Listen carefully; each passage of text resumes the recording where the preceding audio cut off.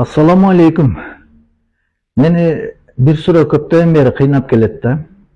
Kuday körsetpesin, eger men ооруп doktorxanaga jatıp kalgan bolsam, больницага. Men tууган urugum, aka-ukalarim, dostorum, эже карындаштарым, алыстагы туугандарым пирожкабы, самсабы, же бир шашлыкпы көтөрүп барып, көңүлүм көтөрүп, бир аз кабар алып, жакшы болуп калдыңбы деп эсен түгөл сурап кайтат да. Ошону сол кезибизде эле бири-бирибизден кабар алсак болбойбу?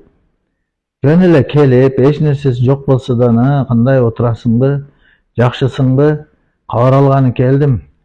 Жакшы болсоң болду да, болуптур мен кайтайын деп эле ушу больницага көргөнү баргандай эле кылып кабар алып турсалар болбойбу? Же мен да өзүм ошондой кылсам болбойбу? Баарыбыз ошондой кылсак болбойбу? Не дейсиздер?